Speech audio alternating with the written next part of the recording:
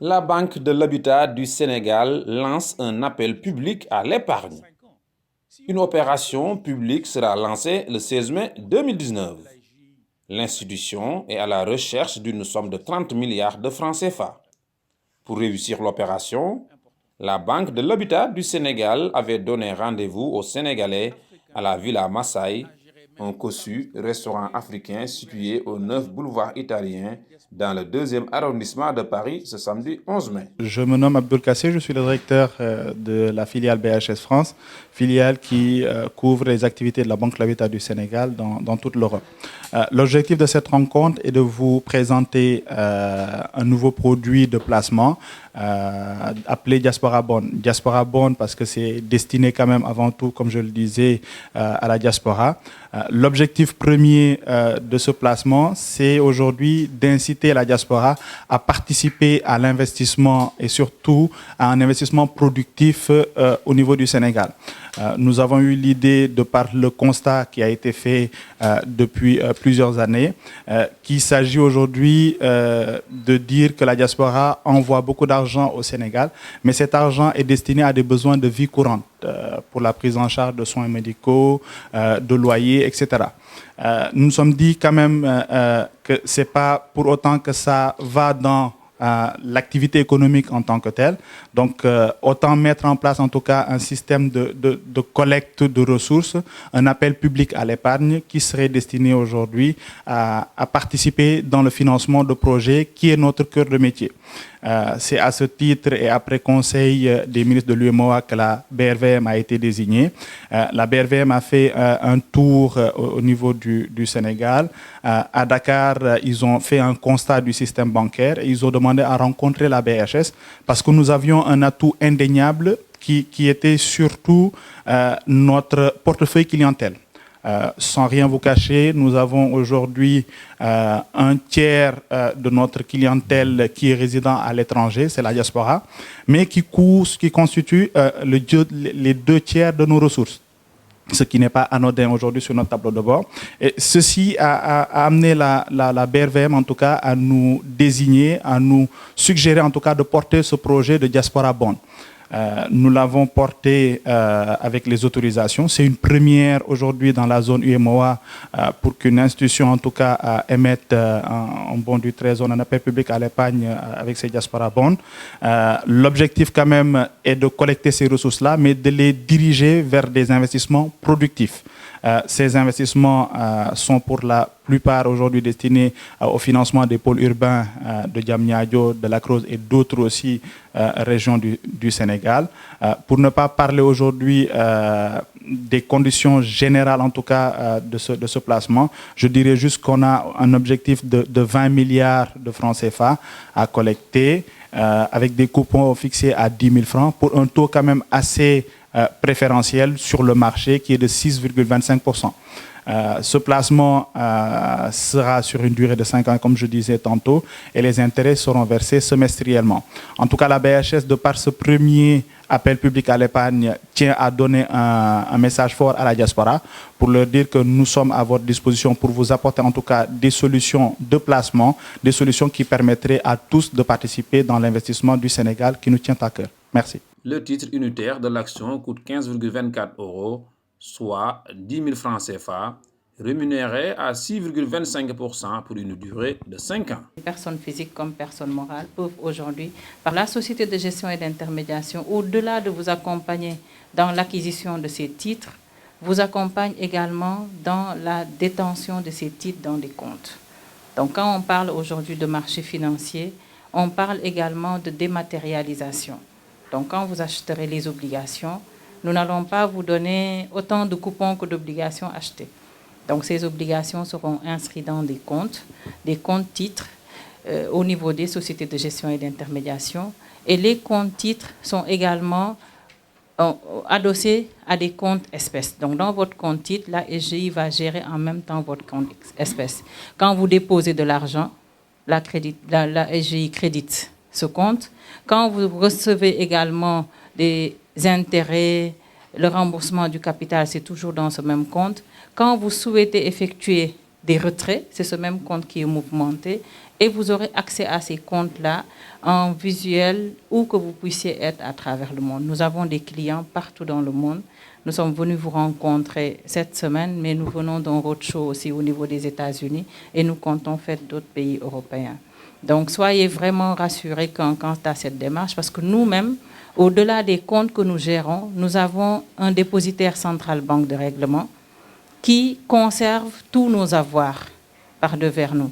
Donc, toutes les SGI, au-delà de la conservation propre, client par client, a toutes ces positions qui sont aujourd'hui au niveau du dépositaire central banque de règlement, qui gère la livraison des titres et qui fait également la compensation en termes de paiement s'il y a opération ou en termes de, aujourd'hui BHS dans le cadre du service financier.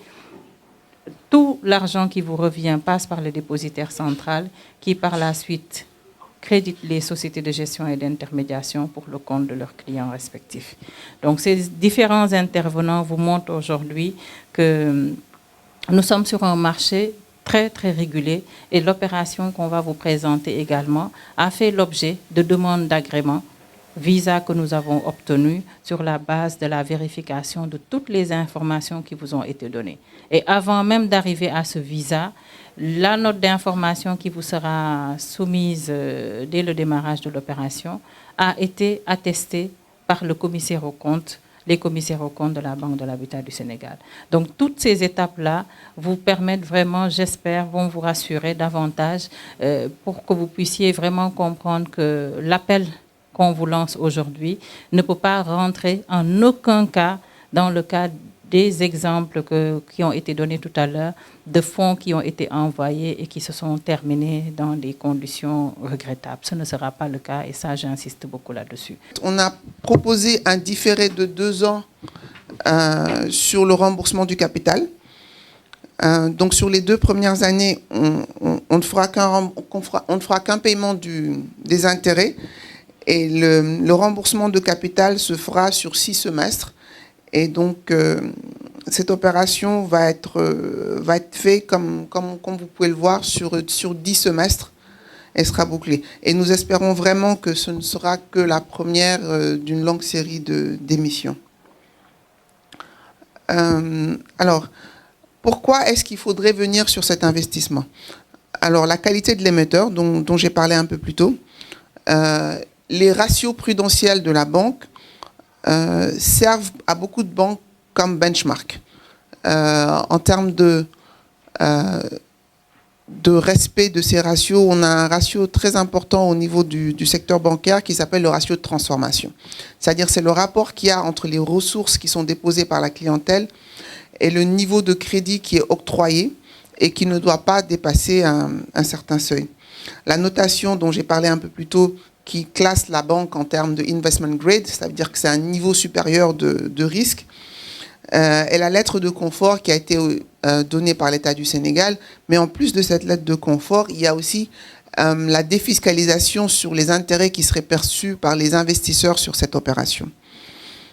Comme j'ai parlé un peu plus tôt aussi du taux attractif de 6,25, qui est un niveau de taux intéressant dans la mesure où aujourd'hui l'État du Sénégal emprunte à un taux de 6% net. Donc vous voyez que la BHS a rajouté un risque premium de 25 points base qui est quand même assez intéressant, et donc cette défiscalisation à 100% pour les investisseurs sénégalais. Alors la liquidité de ces titres qui est garantie par le DCBR et par la BRVM, qui fait du fait de la cotation de cette obligation dans un maximum de 3 mois après la clôture et la soumission du rapport d'émission à l'autorité de tutelle. Et bien sûr, c'est une possibilité d'ouverture en termes de produits de placement qui sont de plus en plus disponibles et présents dans cette zone. Ce que je voudrais rajouter à ce dont Marie-Odile a fait mention un peu plus tôt, c'est que c'est dommage effectivement qu'il y ait eu des expériences malheureuses un peu plus tôt par rapport à des dépôts que des Sénégalais auraient fait au niveau des banques. Mais je peux vous assurer que les fonds d'investissement basés en France, basés aux États-Unis, constituent nos principaux clients, nous, dans cette zone, et représentent, je suis assez prudente en donnant ce chiffre, détiennent à peu près 40% des titres dans cette zone. Nous sommes fortement concurrencés. On nous met au même niveau de type de rendement qu'une place comme Dubaï. Donc effectivement, on a une forte obligation d'information vis-à-vis de la diaspora, et je pense que cette opération sera le prétexte pour nous mettre un peu plus à la disposition, expliquer vraiment le rôle des SGI et les différents autres acteurs qui interviennent sur ce marché financier. Et le pari que nous autres avons fait de choisir, après de bonnes études dans des universités, aussi bien en France qu'aux États-Unis, de choisir de rentrer pour apporter la même expertise et le même type de service et les mêmes standards internationaux que nous avons eu à faire dans ces différents pays. Alors, pour les modalités de souscription, nous allons expliquer 3 points essentiels. La première, c'est que la souscription se fait en francs CFA. La deuxième, c'est que le lieu de souscription est dans la zone UEMOA. Donc, toutes les souscriptions se feront au niveau de la zone UEMOA auprès des SGI membres du syndicat de placement. Nous sommes 4 SGI à avoir arrangé cette opération. Il s'agit de Impaxis Securities, CGF Bourse, Everest Finance et APCO Bourse. Et tous les remboursements de coupons et de capital se feront en francs CFA, bien sûr, dans la mesure où la souscription aura été faite en CFA. Et bien sûr, comme nous l'avons dit un peu plus tôt, le dépositaire central et la banque de règlement se chargera du bon dénouement à la bonne date de valeur de tous les événements sur valeur qui pourraient intervenir chaque semestre sur cette opération. La BHS, dans ces perspectives que vous allez voir, c'est d'abord une banque qui finance, je ne dirais pas exclusivement, mais sa priorité et en majorité, c'est l'immobilier, l'accès à la propriété, l'habitat. C'est une banque qui existe depuis 1980, qui a un actionnariat très solide, parce qu'il y a un actionnariat composé en partie, certes, de l'État, mais également de beaucoup de sociétés qui sont des institutionnels, les compagnies d'assurance, les institutionnels comme les caisses de retraite. Récemment, il y avait encore la Banque mondiale qui était actionnaire, ainsi que la BOAD. Donc juste tout ceci pour montrer que c'est d'abord un élément de solidité qui montre quelles sont les perspectives. Deuxièmement, la BHS est sur un secteur de l'immobilier. C'est un secteur qui a une demande très forte. Aujourd'hui, comme vous le savez, je pense aussi bien au Sénégal, mais au-delà même du Sénégal, dans tous les pays de la zone, l'un des atouts, s'il est bien utilisé, c'est cette population, et cette population jeune. Donc qui amène comme défi, le défi de l'éducation, le défi aux accès aux services de santé, mais l'accès aussi à la propriété. Donc ce qui fait qu'en termes de perspectives, c'est des perspectives infinies aujourd'hui. Pour une banque comme la BHS qui existe depuis 40 ans, depuis 1980, et donc qui aujourd'hui, comme vous le voyez peut-être sur ces slides, en termes de perspectives, en termes de revenus, les projections aujourd'hui en incorporant les normes BAL 2 et BAL 3 leur permettent d'être sur un niveau d'activité qui est croissant sur les années à venir. Ce qui quand même se voit naturellement dans la mesure où, comme vous le voyez, il y a aussi bien la demande des particuliers que nous sommes, la demande des fonctionnaires, tous ces promoteurs immobiliers qui passent en priorité par la BHS, qui aujourd'hui présentent les meilleurs taux en termes de financement de l'immobilier et les meilleures durées. Deuxième chose qui est important de voir, et c'est ça qui permet d'avoir un coût du risque assez maîtrisé, parce que la propriété, contrairement aux autres secteurs de la banque et même dans les nouvelles réglementations, du fait qu'il y ait une hypothèque en face, fait qu'il y a un coût de risque moins élevé. Les gens également qui viennent souscrire à ces crédits, c'est un bien immobilier qui est important pour eux. C'est pas quelque chose, c'est pas une voiture. C'est d'abord pour loger leur famille. Donc c'est quelque chose de très important qu'ils règlent en priorité, ce qui leur permet d'avoir un portefeuille sain par rapport même aux autres banques qui ne sont pas forcément immobilières. Et donc, c'est un secteur où il n'y a pas de spéculation. L'autre aspect, et ça on le voit, c'est ces perspectives leur permettent d'avoir des résultats qui, au-delà du service de la dette aux prêteurs, permet d'avoir une bonne rentabilité pour ses actionnaires. C'est pour ça, peut-être ce n'est pas la discussion aujourd'hui, nous-mêmes nous les amènerons peut-être au-delà de cette opération à penser à venir quand même nous faire partager ceci en allant en bourse, ce qui permettrait à nous tous aussi d'être des actionnaires. Abdoul, ça il faut le passer à DG. Hein. L'autre point, donc juste pour terminer sur ça, Khady en a parlé, comme l'AMF que vous avez ici, qui est l'autorité des marchés financiers, on a cette même structuration sur le marché régional. L'intérêt encore, c'est que ce conseil régional régit les 8 pays pour un seul marché qui est basé à Abidjan, mais pour tous les pays. Aujourd'hui, pour pouvoir émettre, les autorités de régulation sont tellement contraignantes que parfois même ça peut décourager certains émetteurs. Mais je m'explique pourquoi. Parce que c'est un excès de prudence. L'anciennement, c'était le conseil régional pour l'appel à l'épargne publique. Donc, la première question que l'autorité de marché se pose, c'est comment je protège les épargnants. Comment, monsieur tout le monde, moi, vous autres et autres, comment on ne se fait pas berner par des gens qui viennent nous demander un emprunt. Donc, c'est la première chose qu'ils regardent. Aujourd'hui, sur le marché de la zone UEMOA, et ça, vérifiez-le vous-même, ce n'est pas le cas en France ni aux États-Unis. Aujourd'hui, pour émettre sur le marché régional, si on n'a pas une qualité de grade d'investissement, donc qui est une qualité supérieure, on est obligé d'émettre avec une garantie à première demande. Donc, cette exemption, ne